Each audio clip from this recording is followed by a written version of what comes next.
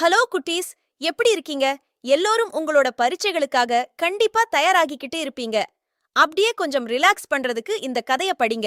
ரெண்டு நண்பர்கள் உருவத்திலும் உயரத்திலும் ஒரே மாதிரி இருக்கக்கூடிய ஜிம் மற்றும் ஜாம் கதையை தான் நீங்க படிக்க போறீங்க. ஜிம், ஜாம் ரெண்டு பேரும் ஸ்கூல் படிக்கும்போது இருந்தே நல்ல நண்பர்கள். படிப்பிலும் இருவரும் ஒன்று போலவே கெட்டிக்காரர்கள். படிப்பை முடித்து அவர்களுக்கு ரொம்பவும் பிடித்த ஆசிரியர் பக்கத்து கிராமத்தில் ஒருவரிடம் ஒரு வேலை இருக்கிறது. அது ஒரு பியூன் வேலைதான். ஆனால் அதிலிருந்து கண்டிப்பாக உங்களுக்கு முன்னேற்றம் இருக்கும் என்றார். ரெண்டு பேருமா?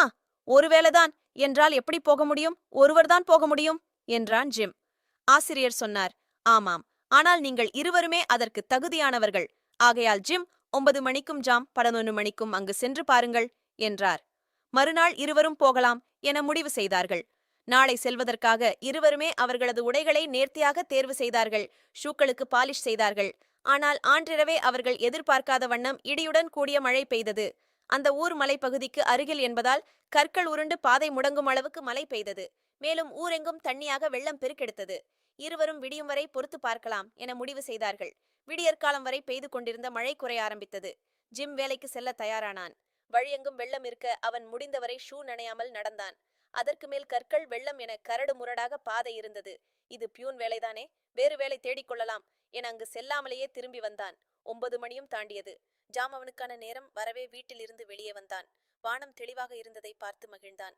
அப்படியே நடக்க ஆரம்பித்தான். கற்களும் தண்ணீரும் அவன் பாதையை அடைக்க அந்த கற்களை நகட்டி அந்த வெள்ளம் இருக்கும் இடங்களில் போட்டான். அதன் மேல் கால் வைத்து முன்னேறி நடந்தான்.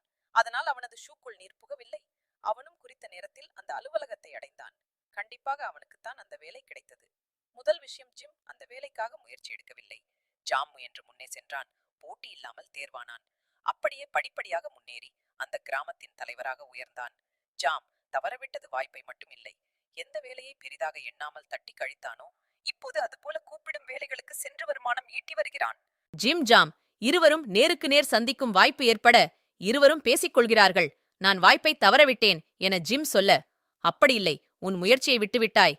நான் அந்த தடைகளையும் தாண்டி எப்படி முன்னேறலாம் என எண்ணினேன் என்றான் ஜாம். ஒருவருக்கொருவர் வாழ்த்துக்களை தெரிவித்துக் கொண்டு நகர்ந்தார்கள்.